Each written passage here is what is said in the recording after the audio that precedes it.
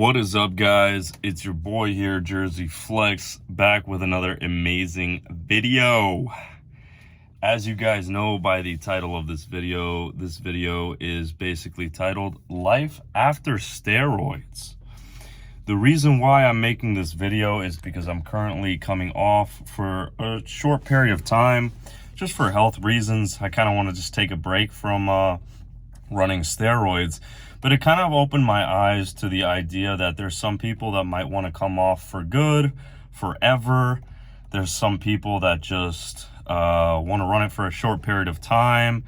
And there's people that want to continuously run it for the rest of their lives. So I kind of wanted to make this video to just be like a little bit of an eye-opener to why someone might want to come off steroids, why someone might want to come off, come back on just to be healthy. But I kind of wanted to cover all the information as towards what coming off of steroids actually feels like and what you should do, whether you're going to hop back on later or if you're going to permanently stay off and just keep the gains that you've already made. Before we dive into all that detail, I'm going to ask that you guys go crush that subscribe button, and also let's roll that freaking intro. Boom. Maybe it's a new beginning. Maybe it's the start of where it ends. I know. There's no going back, and I'm loving the chase.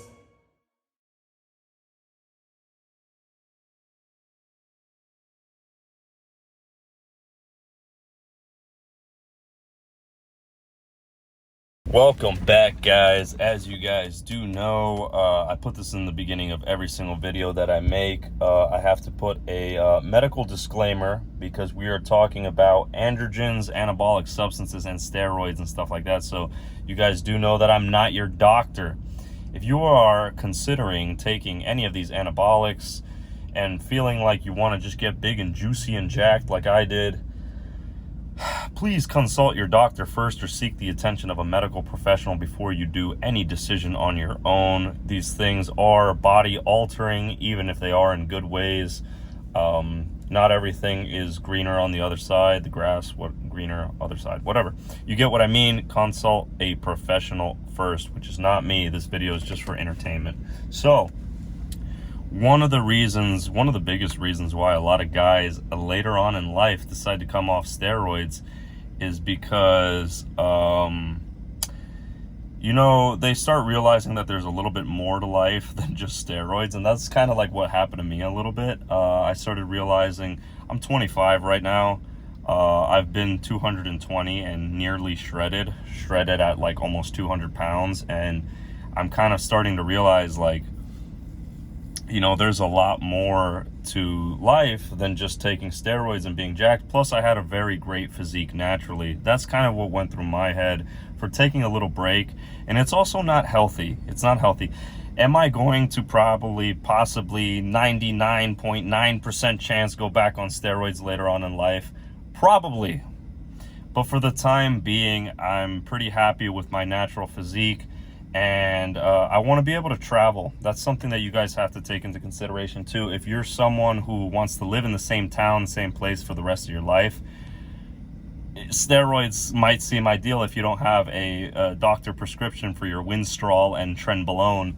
Staying in the same town might seem a little bit ideal in that case scenario. But someone like me that wants to travel to California, travel to Texas, travel to freaking Utah, Canada, Arkansas, every state you could think of, and above and beyond to other countries, I can't really get away with popping Anavar in my lower cavity, if you know what I'm saying, and sneaking on an airplane with androgynous forms of androgens. It just doesn't work like that. These are illegal compounds, and yes, I am saying they're illegal because it's true, and I'm not promoting anything that's illegal, but it's the reality. You can't go on a plane with them. So that's something to consider. If you're married to steroids, if you're going to be running this stuff, blasting and cruising for the rest of your life, that's something you should consider. Do you want to travel? Because in that case scenario, you'd have to get a doctor prescription for at least getting TRT, testosterone. That way you can travel with at least testosterone. So that's something to consider. Second to that is not only do I want to travel, but you know, the idea of maybe one day starting a family kind of came through my head. So I was kind of like, you know, I don't want to lose my fertility, and I know you can get it back using HCG, Clomid, Novadex, and doing a full PCT fertility protocol, which I have made separate videos about, discussing that in greater detail if you guys want to check that out. So feel free to watch those videos as well if you guys want to get a little bit more insight on maintaining fertility while you're running steroids, and also regaining fertility post steroids. So those are kind of the two things I can say that should cross your mind if you're considering taking steroids for the rest of your life. So those are things that I kind of want to get off my checklist on my to-do list in life before I hop back on steroids. And I kind of want to take advantage of the fact that you know, I'm still at an age, and I'm still at a point where I didn't run steroids so abusively and aggressively that my system can bounce back naturally. It will just take some time and proper PCTing and doing all the right things nutritionally speaking and training wise to maintain muscle tissue, all that stuff. So that is something else you also got to keep in mind. When you come off steroids, may it be cold turkey or with a PCT, the first thing that you're going to notice is that you're going to lose a lot of body weight, anywhere in the range between 5 to 10 pounds. And this is going to be mineral retention and water retention, because yes, steroids make you hold more water. And regardless if you're taking a cutting steroid, you're still possibly running a test base. I don't recommend really doing anything without running a test base. So you're going to be holding some form of water, and you're going to lose 5 to 10 pounds regardless when you come off these steroids. So, you know, my biggest advice is to drink your aminos. Make sure you drink a lot of water so you don't deteriorate muscle tissue. And what's going to really determine how much muscle tissue you keep is, what were you when you first started? Did you build your entire physique with steroids? I fortunately had a pretty good physique naturally, so I'm going to definitely walk away with what I had naturally. And then I'm going to keep some of the stuff that I gained on steroids. Am I going to keep all of it? No. I might walk away with 70 to 80% of it. But the foundation I had, I'm definitely going to walk away with that. And then let's say if I gain some 20 pounds of muscle, I might walk away with at least another 10 or 15 if I'm lucky. You know, it all just depends what I do now. What do I do to elevate my testosterone levels back to normal?